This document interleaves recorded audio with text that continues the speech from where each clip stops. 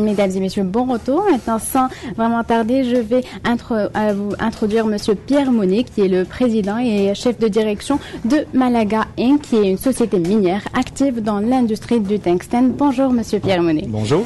Donc, Jean, vous remercie infiniment pour votre présence aujourd'hui. Bien, merci de m'inviter. Et donc, je vais enchaîner tout de suite avec l'entrevue. Donc, la première question, c'est avant que vous déteniez la mine en 2005, qui la détenait avant vous et pourquoi ils l'ont abandonnée, si vous avez cette information? Auparavant, la mine était détenue par une famille péruvienne, donc était détenue de façon privée. Et au début des années 2000, le prix du tungstène était très faible. À cette époque-là, la Chine exportait beaucoup.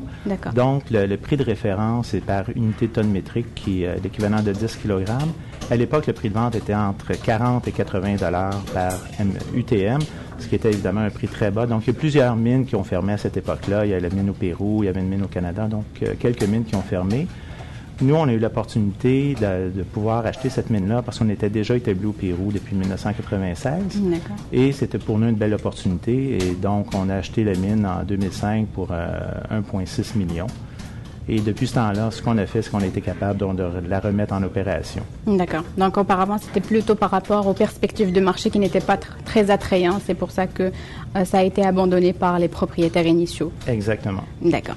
Donc, la prochaine question, donc, c'est la mine a été déjà exploitée. Donc, présentement, c'est quoi la durée de vie? Bien, la mine a été exploitée des années 1940 au début des années 2000. Et au cours de cette période-là, ils ont réussi à extraire 6 millions de tonnes sur 5 veines, parce que c'est une mine souterraine, donc c'est pas de l'extraction à ciel ouvert.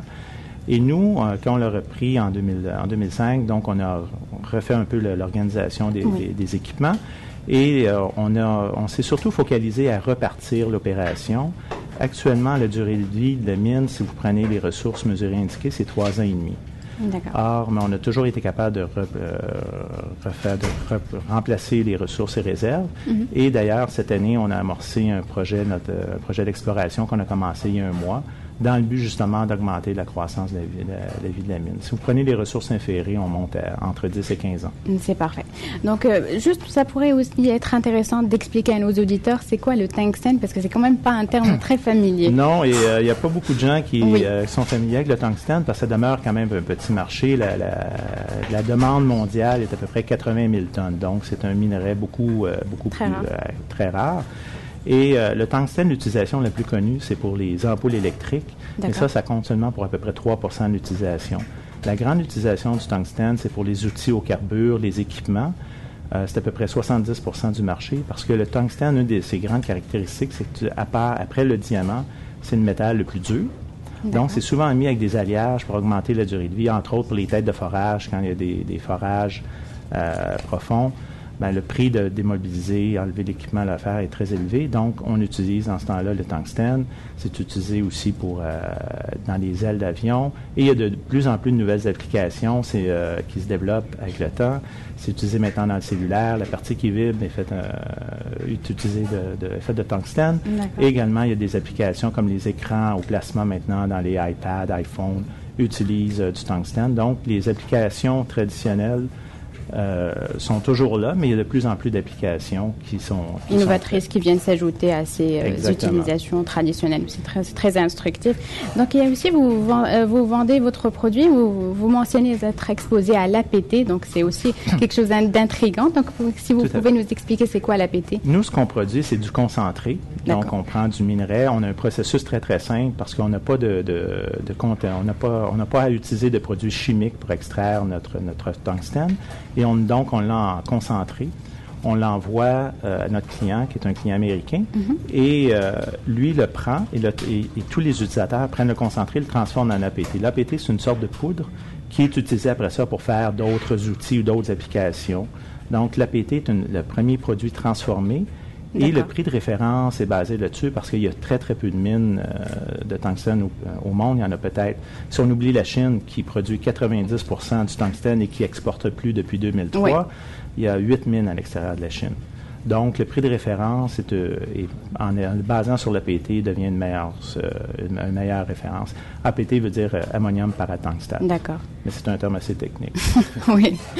Donc, si vous pouvez élaborer un peu plus par rapport à la Chine, donc comme vous dites, vraiment les exportations, ils sont restreints depuis 2003 et ça, c'est devenu encore plus sérieux depuis le 2010. Donc, par rapport à l'offre et à la demande pour votre compagnie, comment ça se déroule? Ben, la Chine a décidé d'arrêter d'exporter en 2003 et d'utiliser tout le tungstène aux fins internes. Et non seulement ils ont cessé l'exportation, mais ils importent maintenant du tungstène de plus en plus. D'accord. C'est ce qui fait que ça crée une grande pression sur les prix, parce qu'à l'époque, on parlait tantôt de 40 à 80 $ au début des années 2000. Quand eux ont cessé d'exporter, le prix est monté à peu près à 250 à 280 $ pour une période de 3 ans. Après ça, on a subi la crise financière, tombé à 160, et depuis ce temps-là, on a des augmentations pratiquement 4 chaque semaine. Actuellement, le prix est entre 460 et 485 $. Donc, la pression est très grande. La Chine recherche des minerais. Les utilisateurs le recherchent parce que la croissance annuelle est à peu près, de la demande est à peu près entre 5 et 8 %. Et il n'y a aucune nouvelle mine en production avec des nouvelles productions annoncées d'ici au moins 3 ans. Donc, ça crée une grande demande. Fait que les utilisateurs sont plus inquiets, plus concernés par où est-ce qu'ils vont s'approvisionner que par le prix. Donc, le fait que la Chine ait cessé d'exporter, puis il n'y a aucune raison pour laquelle ils changeraient leur politique, parce que ça leur a rapporté jusqu'à maintenant, parce qu'ils gardent leurs minerais pour les mettre à produits à valeur ajoutée. Ce qui fait donc que ça crée une grande pression. Oui, bien sûr, avec la Chine, ils voudraient mettre vraiment tous les métaux rares à leur propre fin pour développer leurs industries. Donc, c'est vraiment une conjoncture très favorable pour votre compagnie, puisqu'il n'y a pas vraiment de concurrents. Et pour les 3 prochains mois, il y aura beaucoup de pression sur l'offre. Donc, c'est de très bonnes perspectives pour votre compagnie si on comprend bien les bases de l'économie. Donc, la prochaine question, c'est quoi les marchés que vous exploitez actuellement, à part la Chine? Donc, la demande de tungstène, c'est une demande globale et mondiale. Nous, notre client est un client américain avec lequel on a signé un contrat d'approvisionnement pour une période de 5 ans. D'accord. Donc, qui expire en février 2014. L'avantage d'avoir un contrat d'approvisionnement avec eux, c'est que le prix n'est pas un prix fixe, donc il est prix basé sur le marché. Donc, on a bénéficié de toutes les augmentations de prix depuis la signature de ce contrat-là. Et donc, on a ce marché-là, mais il y a d'autres marchés aussi qui recherchent du tungstène. Et avec ce contrat d'approvisionnement-là, notre client nous a fait un prêt de 5 millions de dollars, sans intérêt pour 1,2 million et une dette de 3,8 à un taux d'intérêt en bas de 1 % pour qu'on puisse investir cet argent-là pour augmenter notre capacité de production. Et ce qu'on a fait, c'est qu'on a passé d'une capacité de 250 tonnes par jour à 500 tonnes par jour. Et en retour, eux bénéficient d'un approvisionnement plus élevé. Donc, c'est une situation gagnante-gagnante. Exactement. Donc, Christian, tu avais aussi des questions pour M. Monet. Exactement. Donc, en fait, vous parlez de la Chine, vraiment, que la compagnie chinoise veut maintenant garder tout le tungstène pour eux. Est-ce que vous, en perspective de croissance, ça reste quand même très intéressant parce que pas avant 3 ans, il n'y aura pas de mines qui comptent être mises en exploitation. Est-ce que vous comptez pour continuer à croître ou augmenter votre production, vous associer peut-être avec des compagnies chinoises pour bénéficier de la technologie qu'ils ont pu développer dans l'exploitation du tungstène pour pouvoir croître? C'est une question fort pertinente. On n'a pas nécessairement besoin de s'associer avec une compagnie chinoise pour la technologie parce qu'on connaît très bien les propriétés et chaque gisement est différent. Ce qui est important, ce qui est clé, c'est qu'effectivement, notre but, c'est de croître. La première étape de doubler la capacité de production était seulement le premier jet. On a une propriété, comme je mentionnais précédemment, on a sorti dans le passé 6 millions de tonnes au-dessus de 5 veines. On a identifié depuis ce temps-là 79 veines, dont 25 sont considérées majeures. Ça veut dire qu'en surface, ils ont au moins 1 mètre de superficie. Et normalement, plus on descend, plus le gisement est élevé. Donc, Christian, tu avais aussi des questions pour M. Monet. Exactement. Donc, en fait, vous parlez de la Chine, vraiment, que la compagnie chinoise veut maintenant garder tout le tungstène pour eux. Est-ce que vous, en perspective de croissance, ça reste quand même très intéressant parce que pas avant 3 ans, il n'y aura pas de mines qui comptent être mises en exploitation. Est-ce que vous comptez pour continuer à croître ou augmenter votre production, vous associer peut-être avec des compagnies chinoises pour bénéficier de la technologie qu'ils ont pu développer dans l'exploitation du tungstène pour pouvoir croître? C'est une question fort pertinente. On n'a pas nécessairement besoin de s'associer avec une compagnie chinoise pour la technologie parce qu'on connaît très bien les propriétés. Chaque gisement est différent.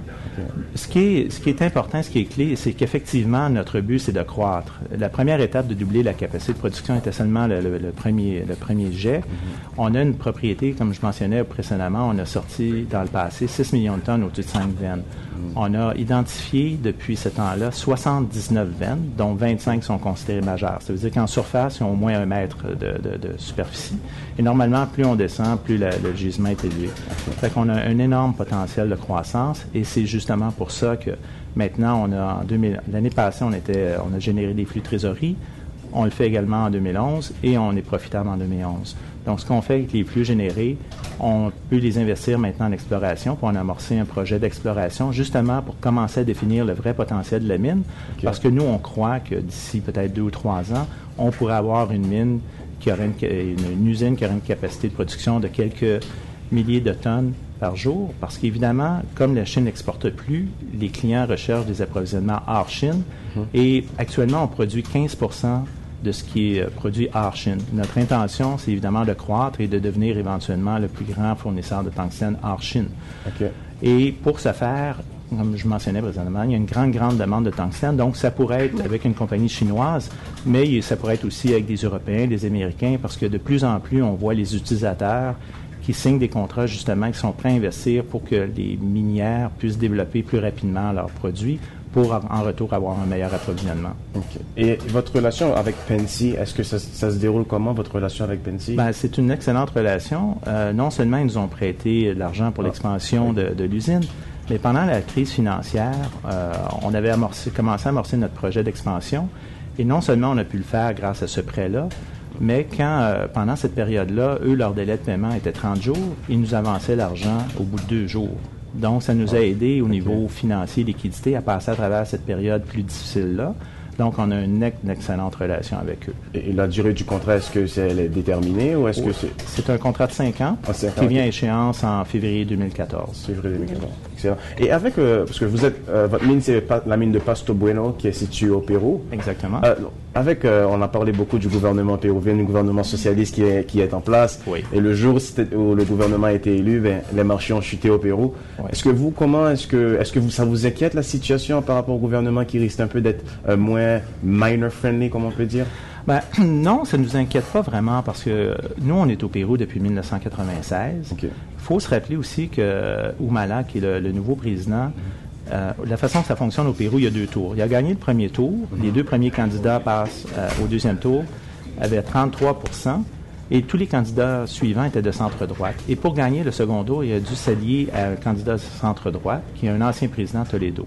Avec tout ça, il réussit à peine à même pas avoir 52%. Donc, il n'y a pas l'appui.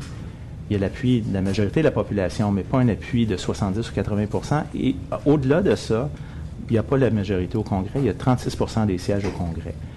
Et il a aussi fait sa campagne en se basant sur l'exemple de Lula au Brésil, qui, au début, avait le marché financier avait les mêmes réticences.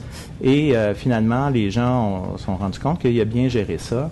Et donc, nous, on n'a pas de problème, on ne voit pas d'impact dans nos opérations et on n'a pas d'inquiétude à ce niveau-là. Donc, on vous souhaite beaucoup de succès et on va suivre votre compagnie avec beaucoup d'attention. Bien, merci beaucoup. Merci.